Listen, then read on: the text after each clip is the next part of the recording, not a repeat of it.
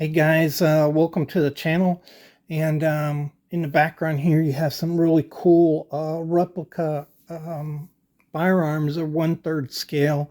They have working parts on them. I got them for my birthday. Pretty cool looking. If you look at it, this thing really looks like a real 1911, and pretty cool. You can cock it and fire it. These are really cool. What my daughter got me for my birthday. I'm going to do a separate video on that, show you some of the things I got. Some of them are pretty cool. But today we're going to talk about how knives are classified. Over the past couple days, I've answered a lot of questions on what is this knife, what is that knife, that kind of thing. And I have a video on a Slip Joint 101 playlist called Patterns, and that talks a little bit about that issue.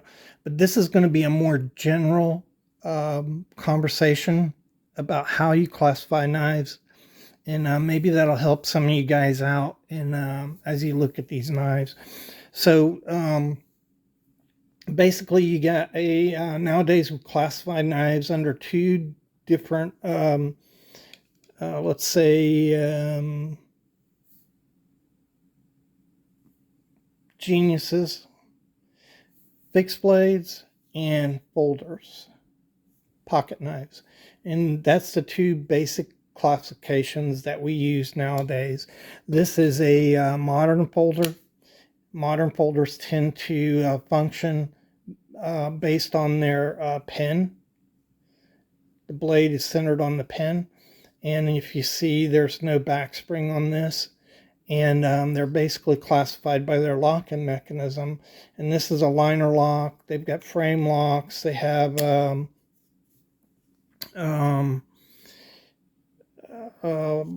back spring locks, all kinds of different locks. There's a few other locks that they classify them by.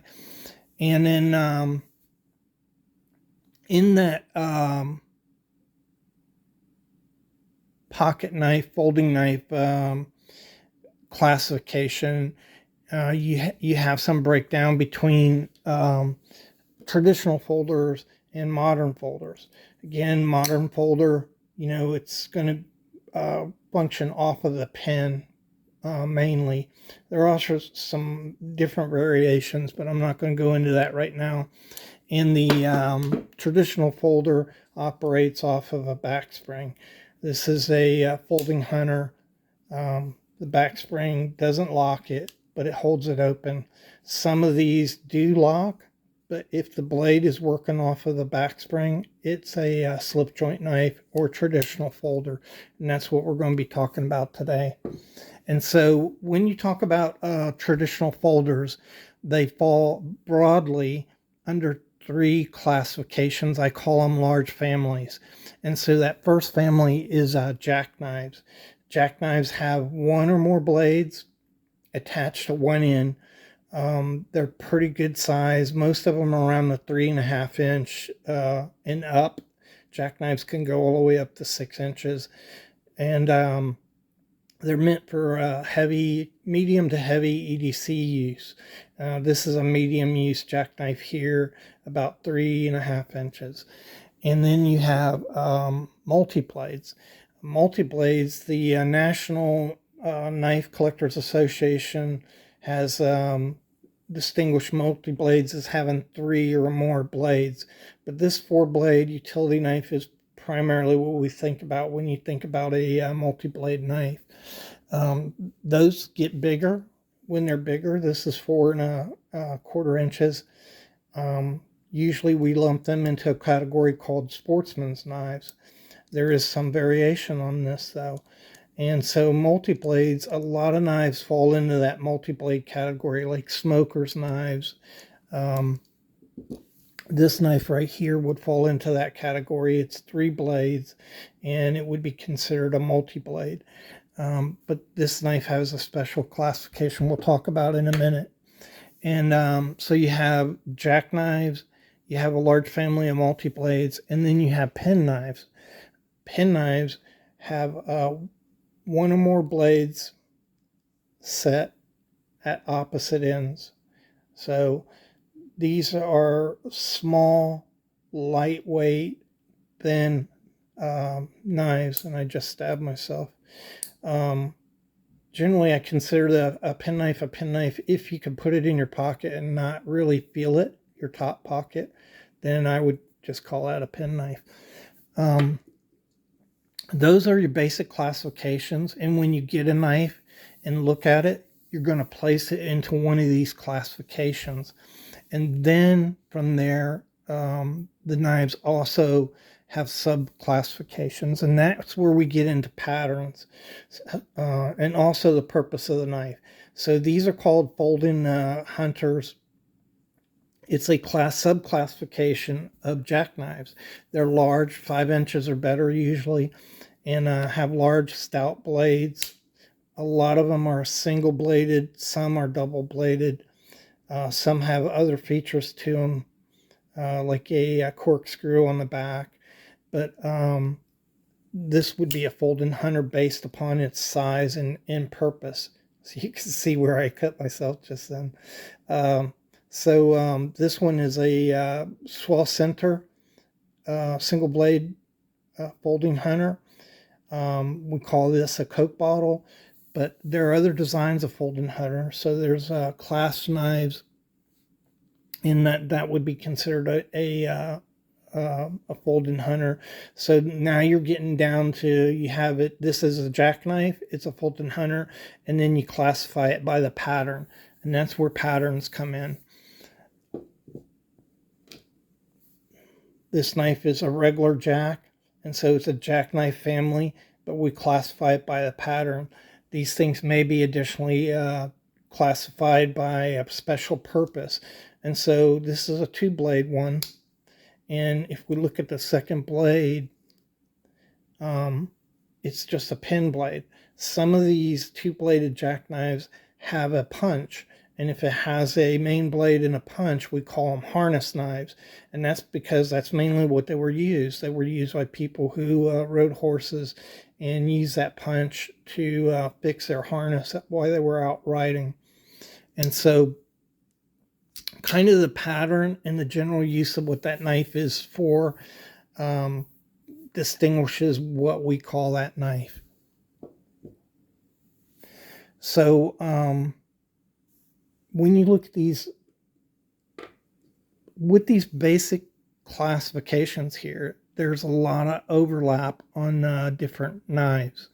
And this is a good example of that. This is a pen knife. It's pretty obvious. It's 2 and a little less than 2.5 inches. And you can see that the maker chose to put 4 blades on this. So this is a multi-blade knife, but its primary use is a pen knife. So we would just call this a multi-blade pen knife. And that's how we classify it, by using these different classifications. And that's a good example of how they can cross over into other groups. This knife here is a pen knife. It's very small, 2.5 inches, but it's single blade. And so normally a single bladed knife at one end would be called a jackknife. This is simply too small to be called a jackknife, and so it's a single blade pen knife. It's another example of how these classifications cross. I didn't pull it out, but a Stockman, a 3-bladed Stockman, is a good example of that. It's technically a multi-blade knife, but we don't consider it a multi-blade. We consider it a Stockman, a jackknife pattern. And so all of this is really confusing. And all of these knives belong in my collection. if you're going to collect one type of knife, you don't have to be too concerned about it. Hobion, mainly collects these utility scout knives, and so that's his thing. That's what he likes to do, and that's what he likes to collect. And I choose to collect all kinds of different knives, and that's what I like. If you're going to collect a bunch of different knives like this, your best option is to get a good collector book that talks about these patterns and identifies them for you, so you don't get knives and are really confused about what you have, and that's pretty frustrating. I know, as a collector, you just want to know what you have. You're interested in it, and so with these three main classifications, most knives are going to fall into that. But we also classify knives by special purpose, and so they're special purpose knives. And a good example of that is these razors. And so technically it's a jackknife because it has a single blade on one end, but we don't even consider these jackknives. We consider them razors. And so you have knives that fall into special groups like this. Another example of that would be folding surgical knives, fall into a special group. This knife right here is a raised knife. They're used to make marks in wood. Shipbuilders used to use them, lumber guys use them, and carpenters used to use these. That's why they're so small. The timber guys probably use bigger ones, but it's basically used as a scribe to scribe numbers into wood for identification purposes. This is also basically a jackknife. It's a single blade, has a raised blade, single blade. It's a jackknife, but we consider this separately. And so this is a special purpose knife, and we identify it by its use, which is to scribe. These knives that I showed you before, it's technically a multi-blade knife. It's also a jackknife, but it has a special purpose, and these are sailor knives. So people who sail the ocean use these knives for various purposes. We call them sailor's knives. It's a special purpose knife, and we identify it by the use of that special purpose. Sailors used it, so we call it a sailor's knives. There's sailor knives that have single blades, and they look more like a jackknife. Those are rope knives, and rope knives are sailor knives, and so they fall into their own classification. So all of that, as I mentioned, is pretty confusing. This little knife here is a melon knife, and this falls into a special use classification. You could certainly use this for other purposes than testing melon. You can open letters with it, do whatever you want with it, but it was primarily used for farmers to test melons when they were at market or going to market. Buyers use these, and so we call them melon knives. A lot of your agricultural knives fall into those categories, like cotton knives, florist knives, different things like that. And so that's a case where a knife with a specific purpose is fallen into a category, and that's how we identify it. Even though, because of the size of this knife, we would consider it an opposite end jackknife, is technically what that would be, opposite end jackknife. It has a very specific purpose for being, and that's why we call it a melon knife, for what its purpose was supposed to be for. And so really confusing, and all these patterns and categories are. The best thing for you to do is get you a collector book and start learning about these patterns. Roy Ritchie and Roy Stewart's book on collecting, the Standard Knife Collector's Guide, really good starting point. There's a lot of them out there. They're easy to find. They're not too expensive, and I'd recommend that you get that book as a foundational book to explore all these different fantastic patterns, which is, by the way, what really makes traditional knives so interesting. I mean, I have a collection of these modern folders.